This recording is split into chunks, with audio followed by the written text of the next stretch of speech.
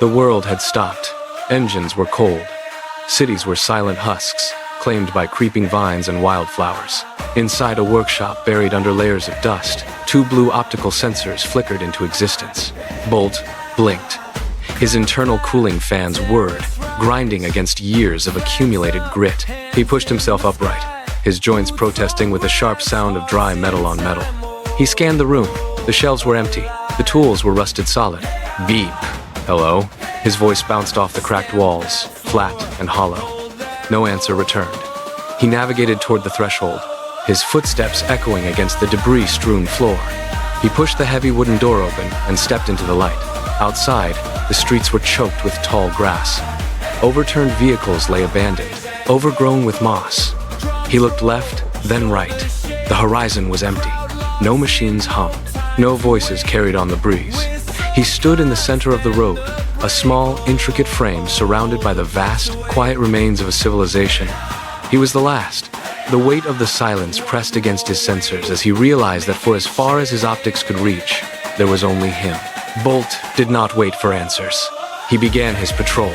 His metal fingers moved with practiced precision, sorting through piles of debris to find usable wire and twine. He hammered nails into weathered birdhouses, his rhythmic tapping the only sound in the empty avenues. He nodded at every squirrel that darted across his path, a silent pact of coexistence. Then, a sharp, frantic cry pierced the air. He tracked the sound to the base of a towering pine.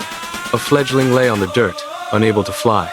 Bolt knelt, his servos whining as he scooped the tiny creature into his palm. He gathered twigs and moss, weaving a sturdy, safe home in the fork of a tree. The mother birds circled, chirping a melody that turned into a chorus as others joined in. A soft light pulsed in Bolt's chest. Heartened, he turned his focus to a withered garden nearby. He made hundreds of trips to the stream, his small frame straining under the weight of the water. He poured it over the cracked soil until the earth turned dark and rich. By sunset, crimson roses broke through the surface.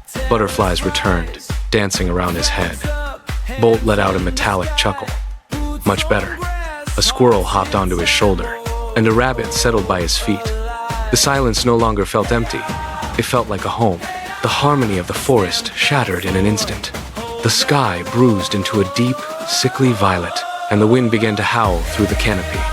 Lightning fractured the clouds, followed by a roar of thunder that vibrated through Bolt's chassis. He looked up, his optical sensors adjusting to the strobe of flashing light. Then, the ground lurched. A giant oak, weakened by the relentless rain, groaned and surrendered to the gale. With a sound like a mountain splintering, it crashed down, slamming directly into the riverbed. The impact sent a spray of mud and debris high into the air. The water, once a steady, life-giving ribbon, hit the wall of timber and stopped dead. It began to swell, churning violently against the wood, rising higher with every passing second. Panic rippled through the clearing. The squirrel that had been on Bolt's shoulder darted for higher ground. A deer family huddled together, eyes wide, pacing aimlessly as the rising water threatened to flood their grazing path. The stream was becoming a stagnant, dangerous pool. Bolt stood at the edge of the bank, his servos clicking as he calculated the pressure. The forest was holding its breath. The sanctuary he had built, the life he had nurtured, was seconds away from being washed away by the rising tide. Bolt lunged forward, his hydraulic limbs slamming against the rough bark of the fallen trunk. He dug his metal feet into the soft mud, pushing with every ounce of power his frame could muster. The oak did not move.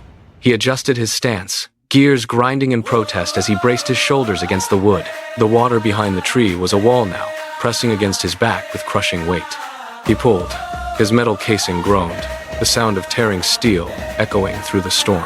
Sparks showered from his joints, illuminating the rain-slicked timber. He pushed again, harder, his internal systems warning of critical heat levels. His optical sensors flickered, then dimmed.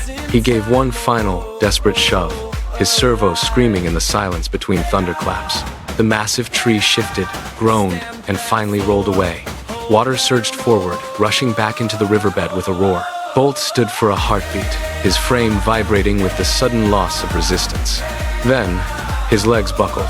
He fell into the mud. The lights in his chest pulsed once, twice, and then went dark. He lay still as the river flowed past him, his power cells completely extinguished. Dawn light touched the forest floor, illuminating the motionless form in the mud. A soft chirp broke the morning silence. A bird landed near Bolt, dropping a bright red berry against his cold metal palm. A beaver followed, dragging a collection of scavenged metal scraps and wooden slats toward the stream. The animals worked in rhythm, piling the debris into the current until a crude spinning wheel took shape. As the water pushed the blades, a faint hum of electricity traveled through a salvaged wire, connecting to the port in Bolt's shoulder. A spark jumped. His optical sensors flickered, then stabilized into a steady, soft blue glow. Bolt sat up, the mud sliding off his frame. He looked at the squirrel on his shoulder and the deer grazing nearby. He was not alone. The forest was breathing, thriving because of his choice. He stood, his joints clicking into place, and looked up at the emerging stars. He felt the weight of his purpose. "I am back," he whispered. He turned his gaze toward the horizon, watching the saplings he had planted sway in the breeze. He walked the perimeter of the stream, checking every stone and branch. Kindness was the anchor that kept the world turning. He stood his watch, the silent protector of the wild, as the stars watched over them all. Hi, friends! If you love adventures with the three Sister Tales, tap that like button, share this magic with your friends, and don't forget to subscribe to our channel. Click the bell so you never miss a Storytime surprise. Thanks for being part of our Sister Squad. See you in the next tale.